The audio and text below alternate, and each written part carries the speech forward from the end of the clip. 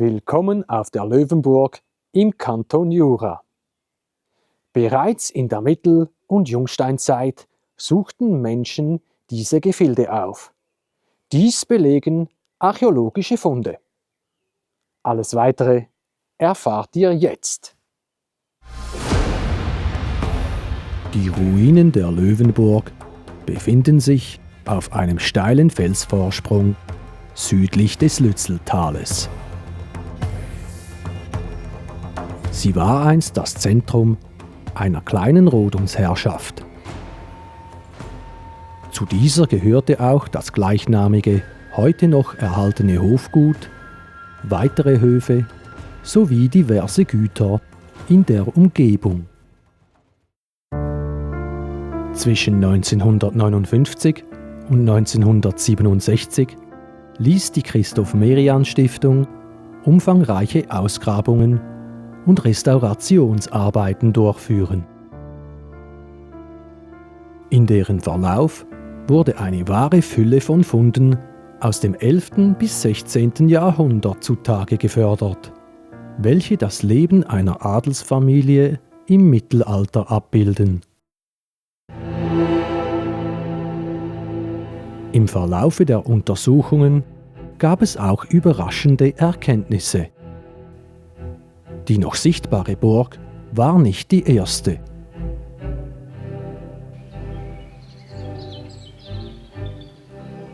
Wie aus archäologischen Befunden hervorgeht, wurde schon im 10. Jahrhundert eine Burg aus Holz auf dem Areal erbaut. Von dieser Anlage sind jedoch keine sichtbaren Spuren mehr vorhanden.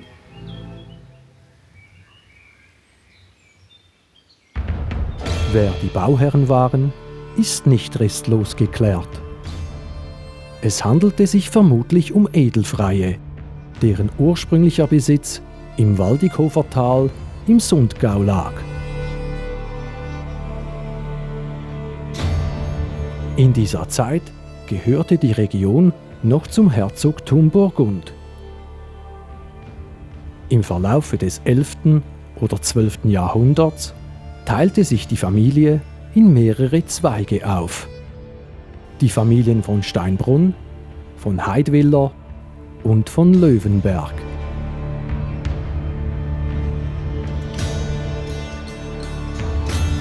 Die erste Steinkonstruktion entstand gegen Ende des 12. Jahrhunderts durch die Herren von Löwenberg. Es wurde eine massive Umfassungsmauer und ein Wohnturm aus Stein errichtet. Das Material dazu wurde vor Ort im Burggraben herausgebrochen. Dazu kamen weitere Gebäude aus Holz, welche an die Umfassungsmauer angebaut waren. Aus dieser Periode stammt vermutlich eine gefundene Axt.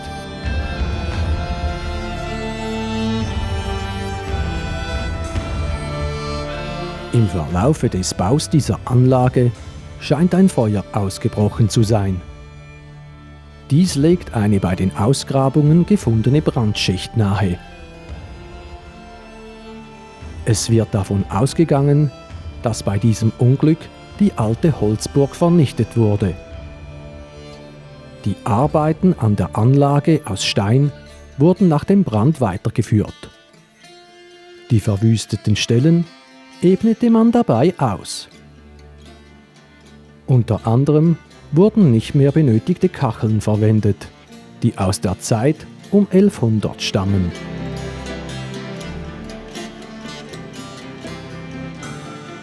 Nach und nach bauten sich die Löwenberger in der abgeschiedenen Gegend durch Rodung einen Eigenbesitz auf.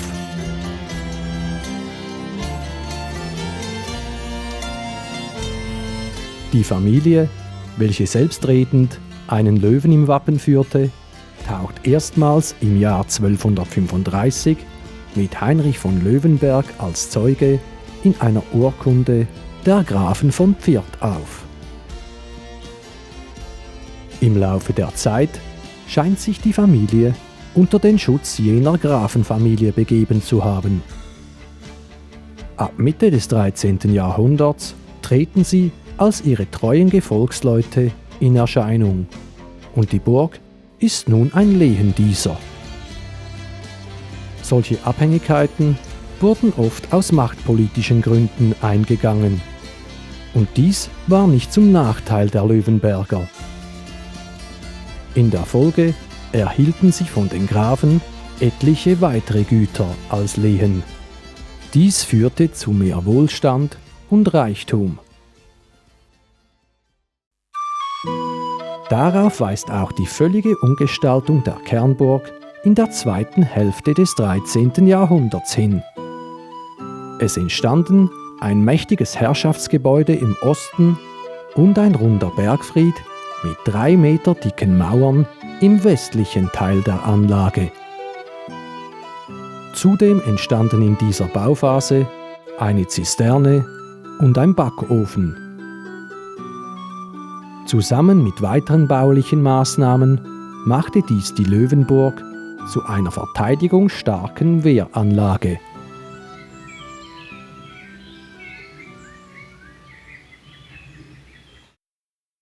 Für den Fall eines Angriffs war die Löwenburg gerüstet. Im Fundgut zeigt sich dies durch Pfeilspitzen, Armbrustbolzen oder eine Lanzenspitze. Aber auch durch andere Waffen wie ein Krähenfuß, auch Fußangel oder Wurfeisen genannt. Außerdem wurden ein Schwert sowie ein Dolch samt Resten der Scheide gefunden. Auch schwere Waffen scheinen zum Arsenal gehört zu haben. Eine steinerne Kanonenkugel und eine Eisenspitze für eine sehr große Armbrust weisen darauf hin. Ein weiterer, äußerst interessanter Fund sind Fragmente von sogenannten Handrohren, einer frühen Handfeuerwaffe. Auch scheinen die Herren der Burg an Ritterturnieren teilgenommen zu haben. Dies zeigt eine gefundene Vorrichtung zum Tragen einer Turnierlanze. Die Löwenburg war allerdings natürlich auch Wohnsitz und verfügte über alles, was in einem Haushalt so gebraucht wurde. Beispielsweise diverse Küchenutensilien wie einen Bronzekessel samt Kelle, Schalen und Töpfe, Becher aus Glas und Messer. Sogar ein mittelalterliches Feuerzeug wurde gefunden.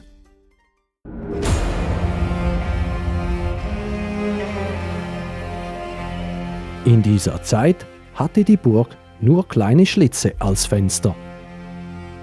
So wurde Wärmeverlust vermieden. Da so nur wenig Licht eindrang, verbrannte man Talg oder Öl in kleinen Lampen.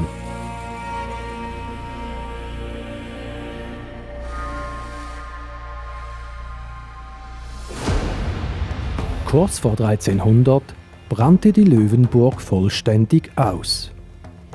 Sie wurde jedoch umgehend wieder instand gestellt, was ihre damalige Bedeutung unterstreicht.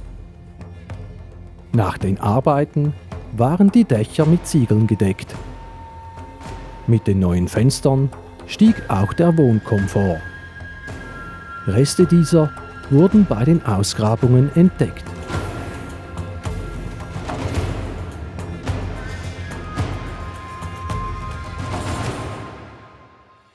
Für eine Kapelle in der Burganlage gibt es zwar keine Beweise, doch scheint der Glaube im Alltag tief verwurzelt gewesen zu sein. Dafür sprechen Fundgegenstände wie ein Weihwasserbehälter und ein Pilgerabzeichen aus Zinn, Rosenkranzringe sowie Tonfiguren der Jungfrau Maria und von mehreren Heiligen.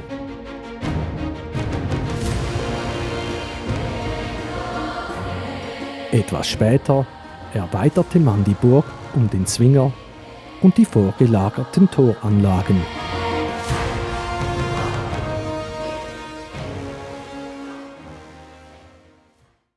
Auf der Löwenburg wurde diversen handwerklichen Tätigkeiten nachgegangen. Beispielsweise der Textilverarbeitung. Davon zeugen diverse Spinnwirtel und Fingerhüte aus Bronze. Auch verschiedene Werkzeuge wie eine Schere, eine Stechahle oder Holzbohrer wurden gefunden.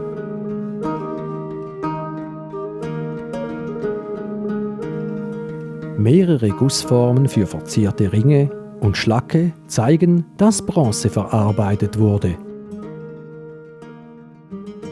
Man geht davon aus, dass vor Ort oder in unmittelbarer Nähe auch Eisen verhüttet wurde. Doch direkte Beweise wurden bisher keine gefunden. Bei den Ausgrabungen entdeckte man eine Vielzahl an kunstvoll verarbeiteten Metallobjekten, wie Schnallen und Beschläge.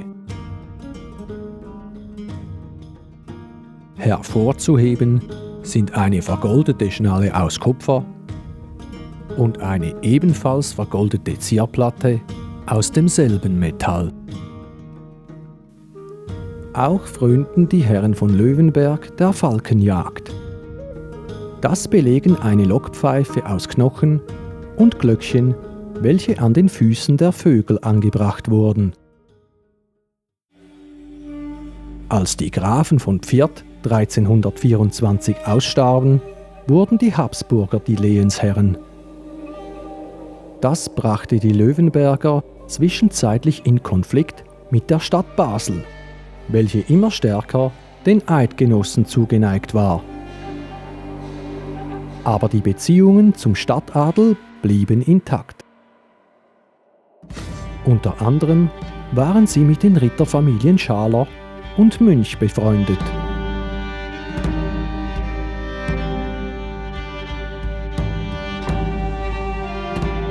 (1356) geschah eine weitere Katastrophe.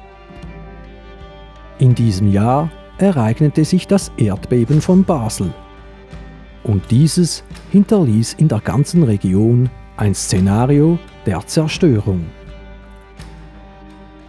Auf der Löwenburg betraf dies vor allem den Bergfried. Dieser musste abgerissen werden. Doch auch die verschüttete Zisterne musste erneuert werden. 1366 starb mit Heinrich IV. Der letzte männliche Vertreter der Familie. Da seine Tochter Katharina Konrad VIII. Münch von Münchenstein geheiratet hatte, ging der Besitz an jene Familie über. Auch die neue Besitzerfamilie geriet nun zwischen die Fronten des habsburgtreuen Landadels und der Stadt Basel. Sie versuchte sich in den kriegerischen Auseinandersetzungen so neutral wie nur möglich zu verhalten. Doch trotzdem wurden auch ihre Güter mehrfach verwüstet. Im Laufe der unsicheren Zeiten des 15. Jahrhunderts wurde die Umfassungsmauer samt Haupttor erneuert. Weiter errichtete man im Innenhof ein kleines Gebäude, dessen Räumlichkeiten wurden mit neuen Öfen ausgestattet. Von einem von diesen stammt wohl diese Eckkachel. Allgemein waren die Kachelöfen auf der Burg äußerst kunstvoll gefertigt. Davon zeugen zahlreiche, reich verzierte Kacheln mit diversen Motiven.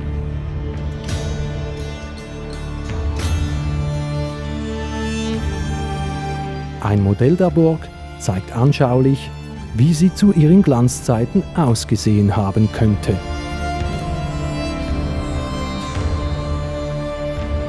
Die dunklen Zeiten waren jedoch noch nicht vorbei. Im Jahr 1465 begann der burgundische Landadel eine Fehde gegen die Stadt Solothurn zu führen.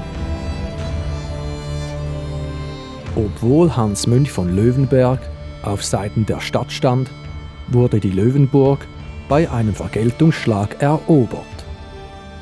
Unter fadenscheinigen Gründen hielten die Solothurner die Burg bis Anfang 1466 besetzt. Erst auf Druck des Bischofs von Basel wurde sie der Besitzerfamilie wieder zurückgegeben.